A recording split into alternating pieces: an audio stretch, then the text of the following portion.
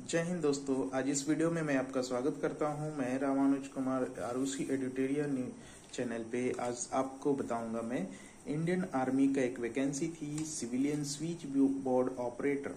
मैं बेसिकली कोलकाता जो eastern central signal regiment जो है उससे रिलेटेड मैं आपको जानकारी देने वाला हूं इस वीडियो में। आज दोस्तों इसका रिजल्ट बहुत दिनों से लोग प्रतीक्षा कर रहे हैं, इसके रिजल्ट के रिगार्डिंग उसके बारे में आपको जानकारी देने वाला हूं। आप वीडियो में बने रहें। और इस जानकारी देने से पहले मैं आपसे एक रिक्वेस्ट करूंगा दोस्तों, हमारे चैनल को सब्सक्राइब एंड शेयर करेंगे और इस वीडियो को शेयर करेंगे, जितना हो सके शेयर करेंगे ताकि ये न्यूज़ सभी दोस्तों के पास पहुंच जाए। मैं चलिए बने रहें इस वीडियो में, मैं दिखाता हूं आपको इससे रिलेटेड। एक्चुअली मैं इस सिविलियन स्विच बोर्ड ऑपरेटर का जो रिक्रूटमेंट आई थी ईस्टर्न कमांड सिग्नल रेजिमेंट के द्वारा, तो मैं उस पर आरटीआई कर रखा था कि इसका रिजल्ट कब तक आएगी या फिर कैंसिल हो जाएगी, क्या होगी नहीं होगी। उसी के रिगार्डिंग जो रिप्लाई आया है मैं पहले आपको दिखाऊंगा। पहला जो फोटो हमारी आएगी उसमें दिखाऊंगा कि मैंने कैसे एप्लीकेशन डाला था। उसके बाद मैं उसका इन्वॉल्व दिखाऊंगा जिसपे रिप्लाई आया हुआ है, और उसके बाद रिप्लाई क्या आया है वो लेटर में भी दिखाऊंगा। दोस्तों मैं आपको बता देना चाहता हूँ कि लेटर पे प्रेषक का नाम जो भी अप्लाई किए हैं मैं उनका नाम सार्वजनिक नहीं कर सकता हूँ, ना ही उनकी कोई विवरण सार्वजनिक कर सकता हूँ। बाकी कंटेंट आप लोग देख सकते हैं, आप देखिए और आपको जानकारी मिलेगी। बने रहे हैं हमारे वीडियो में। आगे देखते हैं हमने क्या आवेदन किया था और उसका क्या जवाब आया है। हाँ दोस्तों, ये देखिए, ये पेज है। हमने रिप्लाई किया था। सेवा में लोक सूचना पदाधिकारी सह मुख्य सांकेतिक अधिकारी, इसको इंग्लिश में कहते हैं चीफ सिग्नल ऑफिसर, मुख्यालय मुख्यालय है पूर्वी कमान signal, headquarter eastern command signal, care of 99 APO Kolkata 900285 वहाँ का पिन कोड होता है। ये पिन कोड आर्मी का स्पेशल होते हैं, ये डिफरेंस होते हैं। जितने भी पिन कोड होते हैं 1 से लेके 8 तक जो स्टार्टिंग नंबर्स होते हैं वो स्टेट गवर्नमेंट के हैं, एंड 9 से जो स्टार्टिंग नंबर पिन कोड होते हैं वो सेना के नाम से दिया गया है। डाक विभाग ने ऐसा किया है अपने डाक के जब स्थापना हुई थी उस समय से ही। ठीक है दोस्तों, ये जो याचिकाकर्ता हैं आरटीआई जो लगाए हैं वो आवड़ी से संबंधित हैं। आवड़ी हमारा तमिलनाडु में पड़ता है, वहाँ के ये अभ्यर्थी हैं। दिनांक 15/2/2023 को वो इन्होंने आवेदन डाला था, जिसका विषय है सूचना अधिकार अधिनियम 2005 के अंतर्गत वांछित जानकारी प्राप्त करने हेतु आवेदन पत्र। महाशय, उपर्युक्त विषय कहना है कि सूचना अधिकार अधिनियम 2005 के अंतर्गत निम्नांकित बिंदुओं पर आवश्यक जानकारी प्राप्त कराने का सविनय अनुरोध है। ठीक है। पॉइंट नंबर 2 लिखा है कि भावदीय कार्यालय के द्वारा भर्ती विज्ञापन संख्या DAVP 10605/11/0005/2223।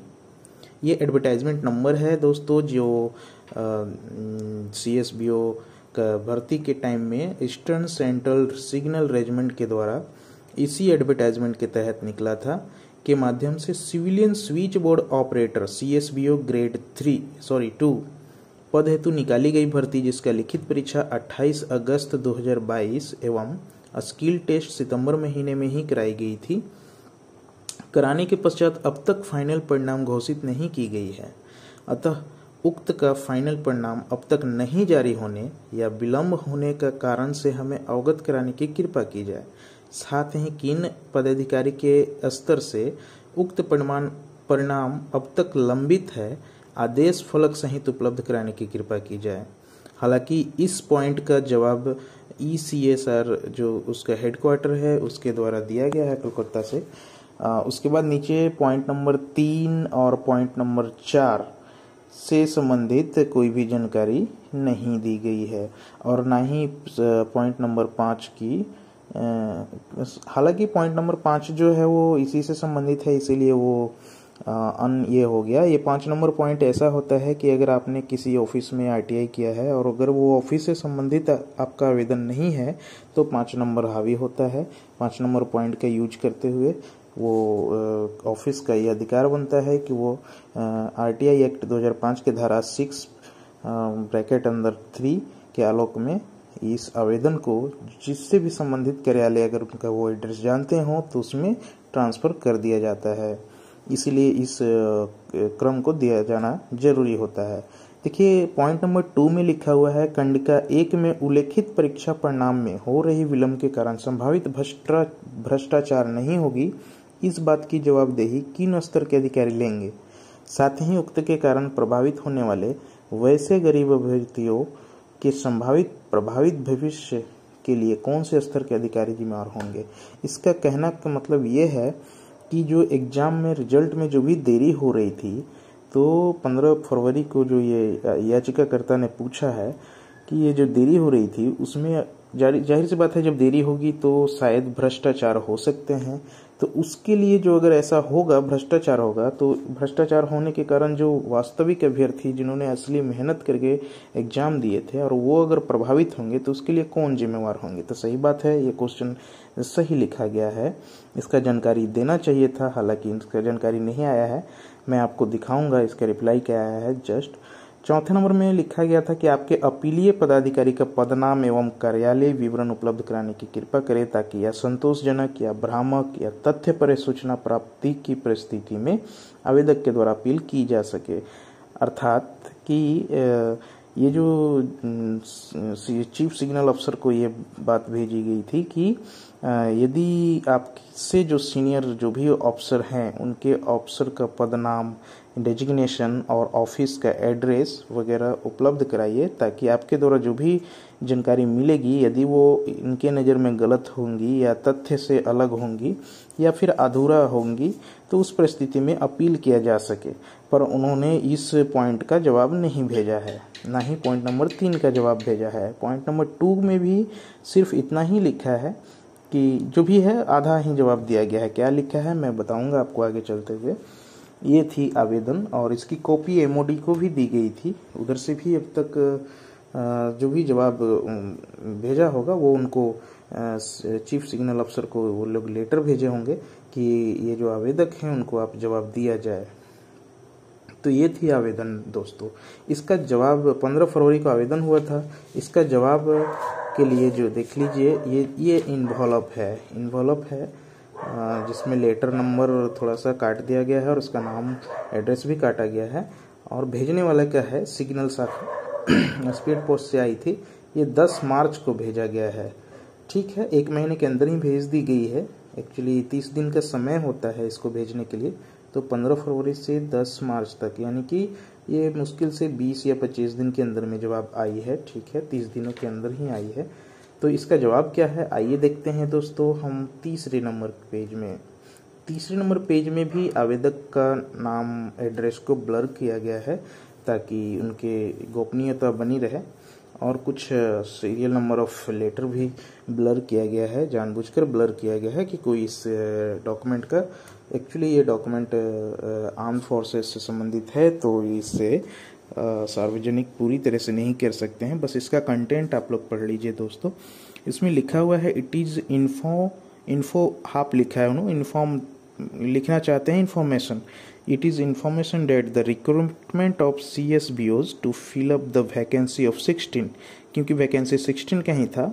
तो उसके बाद क्या लिखते हैं, was conducted by ECSR on behalf of eastern theatre from 28 August 22 to 30 September 22 at APS बेलीगुंगे, शायद आर्मी पब्लिक स्कूल बेलीगुंगे का ये बता रहे हैं। And same has been cancelled due to some technical reason raised by higher headquarter. इनका कहने का मतलब ये हुआ कि यह जो CSBO की जो वैकेंसी निकली थी 16 पद, वो जो ECSR के द्वारा में ईस्टर्न थिएटर के मार्फत पे इन्होंने कंडक्ट कराया था 28 अगस्त 2022 से लेकर के 30 सितंबर 2022 तक जो एग्ज़ाम चली थी आर्मी पब्लिक स्कूल बेलीगुंगो में, वो टेक्निकल कारणों से हायर हेडक्वार्टर के द्वारा रद्द कर दी गई है। वो कौन से हायर हेडक्वार्टर है उनका एड्रेस नहीं दिया गया है, जबकि आप देखेंगे आवेदन पत्र मैंने आपको दिखाया था पॉइंट नंबर 2 में, इस वीडियो को बैक करके भी आप देख सकते हैं। उसमें हमने लिखा था कि कौन से पदाधिकारी के स्तर से ये लंबित है और उसका आदेश फलक, अगर आदेश फलक का मतलब ऑर्डर शीट इन्हें देना चाहिए था कि हाँ ये देखिए इन कारणों से रद्द हो गया है, तो उन्होंने ऐसा नहीं किया है। हालांकि हमने फ़ोन पे आज ही बात किया हूँ तो उनके द्वारा बताया गया कि एक्चुअली इसमें टेक्निकल रीजन उनके द्वारा बताया गया कि जब नोटिफिकेशन निकली थी तो उसमें एक्सपीरियंस नहीं मांगा गया था या फिर शायद उसको ऑप्शनल किया गया था, जिस कारण से हायर हेडक्वार्टर ने इसको रिजेक्ट किया है और बोला गया है कि इसको एक्सपीरियंस के आधार पे ही आवेदन में सम्मिलित करे बच्चों को और उसके बाद फिर से ये बहाली निकालेगी। अगर ये मार्च अंतिम तक बहाली निकल गया तो ठीक है, अदरवाइज अप्रैल मंथ में कंफर्म है कि CSBO की रिक्रूटमेंट आएगी। और इस बार इसमें सीट भी बढ़ने की संख्या है दोस्तों। सीट फ़ोन पे तो बताया गया कि 5 सीट ही बढ़ेंगी, यानी टोटल इस बार 21 सीटें आएंगी और इसमें एक्सपीरियंस भी इस बार मांगा जाएगा। बिना एक्सपीरियंस का वैलिड एक्सपीरियंस होना चाहिए दोस्तों। वैलिड एक्सपीरियंस उसे कहते हैं जो कि किसी भी सरकारी या अर्ध सरकारी या फिर वैसा प्राइवेट संस्थान जो भारत सरकार के सभी नियमों को मानता हो और भारत सरकार के नियमानुसार पंजीकृत हो और अपना सारा टैक्स वगैरह भरते हों वो कंपनी, उनके अंतर्गत जो भी अपनी कार्य योग्यता रखते हैं इस पद के समानुपात में, इस पद के अनुकूल में जो भी योग्यता रखते हैं, ओरिजिनल योग्यता, मतलब ऐसा नहीं कि कहीं दूसरे रजिस्टर्ड कंपनी से हम लोग एक्सपीरियंस बना ले और आवेदन कर दे, ये गलत होगा दोस्तों। वेरिफिकेशन के टाइम में पकड़े जाएंगे तो फिर आप पे बहुत ही कठोर कानूनी कार्रवाई की जाएगी। इसीलिए मैं सभी दोस्तों से कहता हूं कि वैसे ही लोग अप्लाई करेंगे इस बार जो एक्सपीरियंस होल्डर होंगे, रियली एक्सपीरियंस होल्डर होंगे, जो कि जैसे कि किसी भी रजिस्टर्ड कंपनी जैसे कि एयरटेल हो गया, BSNL हो गया, या फिर कोई भी ऐसे जगह जहाँ पे टेलीफोन इस तरह का PBX का इस्तेमाल होता हो, या आप स्विच बोर्ड ऑपरेटर होंगे। Switch board in the sense of जैसे कि आपको स्किल टेस्ट में आपने लोगों ने देखा होगा कि किस तरह से उन्होंने आपसे फ़ोन पे स्किल टेस्ट लिया, उस तरह के जो भी कार्य करते होंगे, रजिस्टर्ड ओरिजिनली कार्य करते होंगे, उन आपको अपना 3 या 5 साल का एक्सपीरियंस लगा के और उसके बाद देंगे। और NOC लेते हुए अगर वो अभी भी कार्य में बने हैं तो उस पिछले नियोक्ता से NOC लेंगे और प्रॉपर चैनल थ्रू आप आवेदन करेंगे और उसके बाद आगे की कार्रवाई होंगी। और इसमें दोस्तों मैं आपको ये बताना चाहता हूँ कि इस बार वैकेंसी बढ़ के आएगी और ये इस रीजन से कैंसिल किया गया था। बहुत बहुत धन्यवाद दोस्तों आपको हमारे वीडियो को देखने के लिए। मैं आपको पुनः गुजारिश करता हूँ हमारे इस वीडियो को लाइक, शेयर और कमेंट ज़रूर करें, क्योंकि मैं जेन्युइन वीडियो ही मैं बनाता हूँ दोस्तों। हमें सपोर्ट करेंगे तो हमें खुशी होगी और मैं इसी तरह से वीडियो आप लोगों को बनाता रहूँगा और विथ प्रूफ मैं बनाता रहूँगा। धन्यवाद दोस्तों। इसी के साथ मैं अपना इस वीडियो को अभी समाप्त करता हूँ। बहुत बहुत धन्यवाद आपका।